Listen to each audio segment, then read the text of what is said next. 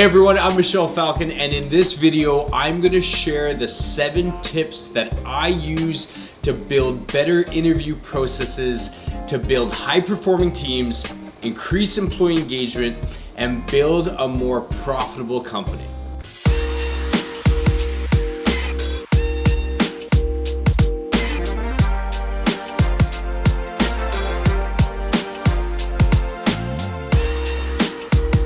Do you feel like your interview process lacks structure? Have you been asking the same interview questions for years? And do you feel like you need to be properly trained on actually how to host these interviews? If you answered yes to any of these questions, then this video is for you, because I'm gonna teach you the type of process that I use in my businesses to build a high-performing team and a profitable business.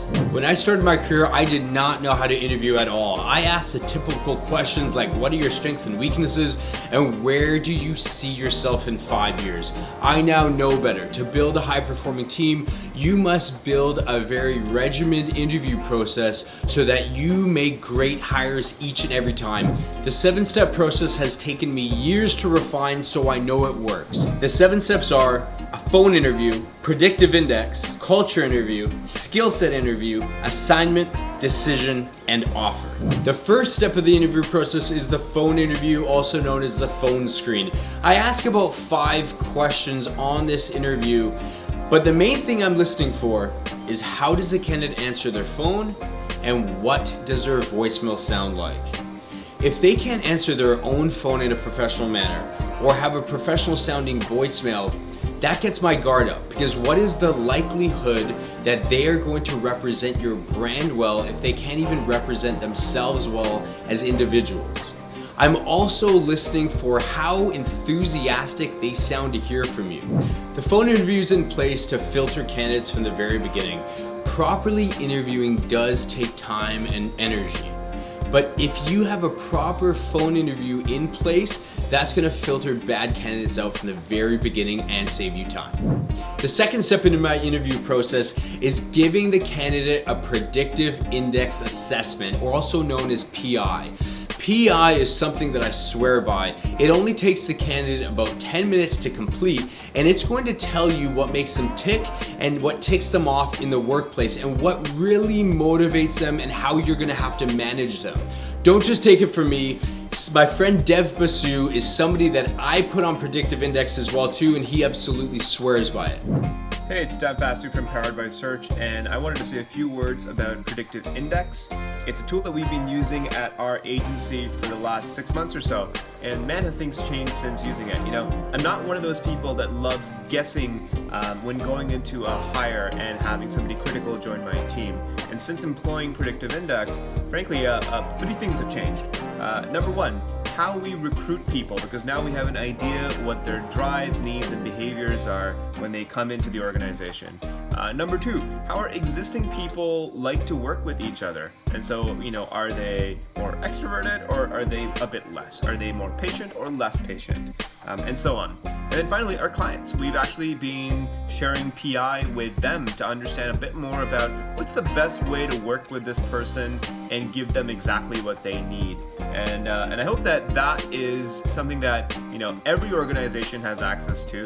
We use it, you know, very often in terms of predictive index, and I think that it's one of the best investments that we've made in 2017 for us. We'll be continuing to use it for the foreseeable future.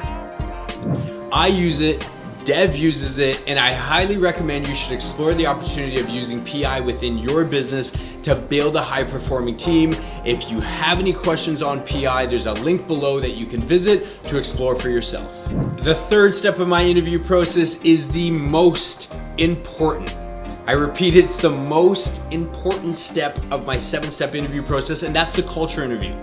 That is where you ask questions to understand, is this individual going to fit within our company culture? The hardest part about hosting this interview is letting yourself be distracted by accolades that this candidate has earned or their past success. Yes, maybe they are a great bartender, maybe they are a fantastic car salesman or real estate agent or whatever the case is. But you have to understand in the culture interview, if they are going to fit within your company culture. Ask questions to really understand, are they going to fit within our core values and play nice with other team members on our team? If you don't believe that they will, and that's going to be a judgment call on your behalf, then tell them that they cannot continue forward in the interview process. The type of questions you should be asking during the culture interview are related to your core values. In my business, I have 5 core values, so we ask 2 questions per core value in the culture interview. We do not ask any questions related to skill set to understand if they can actually perform the job, because that's not our focus. Our focus in the culture interview is strictly on whether this individual is going to fit within the company culture or not. The hardest part that I see many entrepreneurs and business professionals struggle with in this step is being enamored with the skill set. You have to ignore how good of a developer this person is, a salesperson, or a marketer. Only focus on whether they're going to fit within your company culture. This is a non-negotiable if you're gonna build a high-performing team that aligns behind your company values. The 4th step of the interview process is the skill set interview, which happens on a different day than the culture interview. During this interview, you are asking questions to understand if this person can actually do the job that you're recruiting for. I like to ask about a dozen questions to make sure that you keep the candidate on their toes and giving you very solid answers. The 5th step of the interview process is the assignment. It's where you give them a small task that could take them anywhere between 4 and 8 hours to complete. If you're hiring a marketer, have them edit a 3-page document for grammar and diction. If you're hiring a salesperson, ask them how they would handle these 5 different sales scenarios. Here's a little tip. Give it to them Friday afternoon and ask them to have it delivered to you by Monday at noon. Why? Because you want to understand if these individuals are going to give up their weekend to work for your company. You'd be surprised how many people will drop out of the interview process, which is very advantageous for you because you know that if they're not committed to their own career, what's the likelihood that they're going to be committed to your company? We're almost at the finish line. Step 6 is the decision.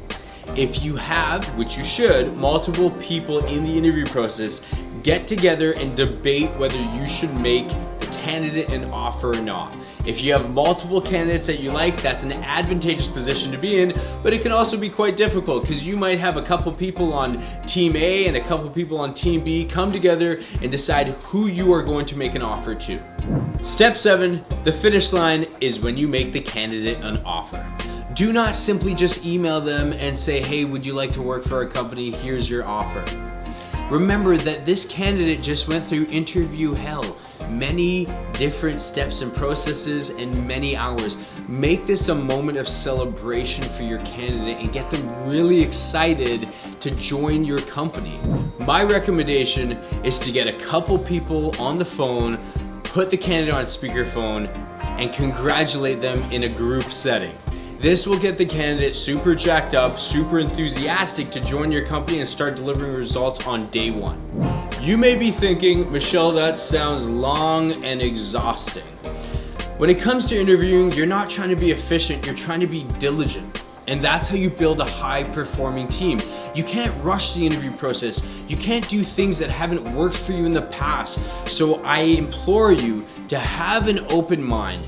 I use this strategy each and every time when I start a new company, when I make any new hires, and it absolutely works. It's taken me years to refine, so you know that it works and it's not something that I've just created overnight.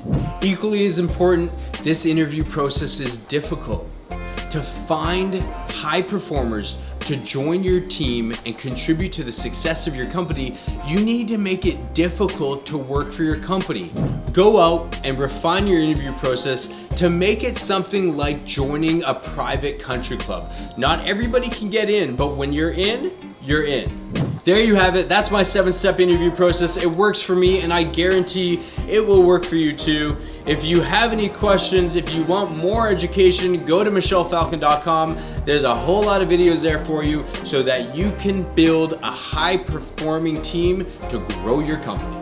If you learned something by watching this video, stop what you're doing. go over to YouTube and click the subscribe button so that you can automatically be made aware when I release my next video. In the comments section, let me know what step you think is going to provide you the most value to build a high-performing team. And if you want more education, head over to michellefalcon.com. I have a lot of videos over there to help you build a stronger company by using company culture, customer experience, and employee engagement. Thank you so much. I'll see you next time.